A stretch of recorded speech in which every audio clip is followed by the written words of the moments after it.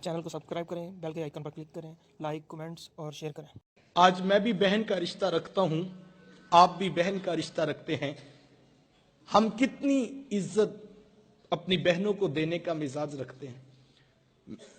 दुख, तकलीफें, मुसीबतें, परेशानियां तो अपनी जगह रह गई यार, हम तो बहनों की खुशियों में शरीक होने के भी रवादार नहीं। 60 साल की बूढ़ी बहन यूं अपने बूढ़े हाथ जोड़कर रात 12 बजे के करीब अपने भाई के पांव पकड़कर माफी मांग रही थी और कहती थी, भाई सारी गलतियां मेरी हैं, सारे गुनाह मेरे हैं, मैं इतराफ करती हूं, लेकिन सुबह मेरे बेटे की बारात जानी है, तुम जो है वो बारात में शरीक हो जाओ। अगर तुम नहीं आओगे तो मैं माशरे को क्या मुंह दिखाऊंगी कि मैं कितनी बेबराती हूं कि मेरे भाई भी मेरे साथ नहीं खड़े हैं। वो बूढ़े हाथ जोड़ जोड़कर यूं माफिया मांगती थी और भाई बड़क मार के कहता कि मेरी बहनें मर गई हैं, मुझे किसी बहन की कोई जरूरत नहीं है। उसके जवान भाई साथ बेटे पास खड़े हैं और वो कहते, मां कोई आता है तो ठीक है, कोई नहीं आता तो कोई परवाह नहीं, हमें कोई फर्क नहीं पड़ता, हमारी बारात सुबह धूमधाम से जाएगी। लेकिन वो कहती, बेटा तुम चुप रहो, ये मेरा और मेरे वीर का मामला है, मैंने भाई राजी करके जाना है, मैंने भाई राजी करके जाना है। उसने आखिरी हरबा सोच रखा था, जब नहीं ना मानेगा तो फिर मैं अपने सर की चादर उतार के उसके पांव पे डालूंगी, फिर तो उसका कलेजा पिघल जाएगा।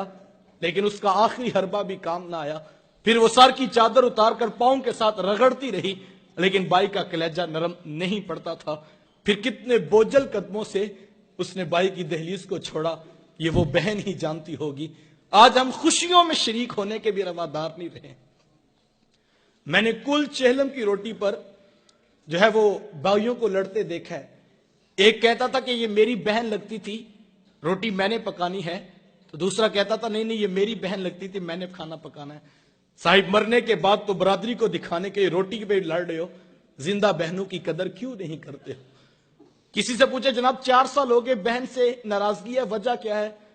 तो वो कहता है, जनाब रिश्ता करते वक्त बहन ने मेरे से पूछा नहीं था।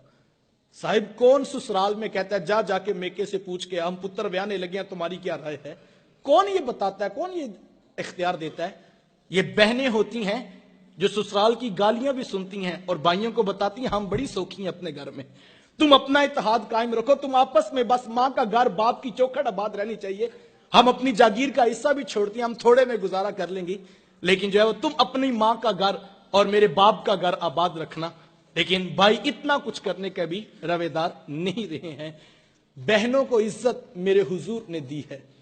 जब बेटी ज़बा की जा रही थी, बहनें जिंदा दरगोर की जा रही थी, मां को मंडियों में बेचा जा रहा था, उस दौर में बीवी की क्या हैसियत होगी। जबकि आज के तहजीब याफ्ता दौर में भी कुछ लोग बीवी को पांव का जूता ख्याल करते हैं। मेरे हुजूर अज़वाजे मुतहरात के साथ जो मोहब्बतों बड़ी दास्तानें रकम की हैं, मुआशरा उनकी मिसाल नहीं ला सकता है। किसी को हुजूर हुमैरा कह के पुकारते हैं, किसी के लिए बकरी का बच्चा ज़बा करते हैं और गोश्त के मुख्तलिफ टुकड़े उनकी सहेलियों के यहां बेचते हैं। हुजूर कसरत से हजरत खतैजतुल कुबरा रदियल्लाहु ताला अन्हा का जिक्र किया करते हैं।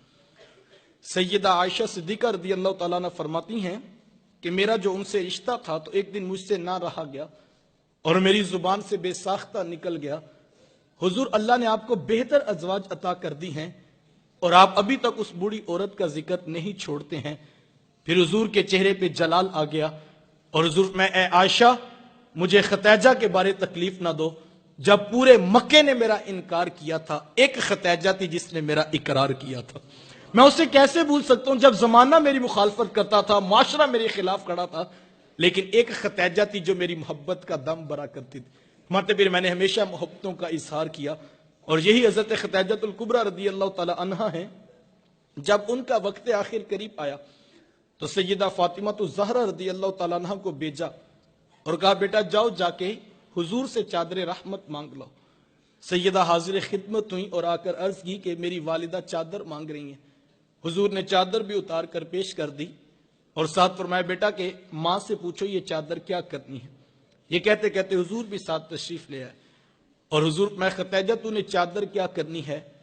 अर्ज किया कि हुजूर जो मेरा बुखार है लगता यूं है कि जैसे जानलेवा साबित होगा, मेरी आरजू ये है कि मुझे कफन आपकी चादर रहमत में दिया जाए।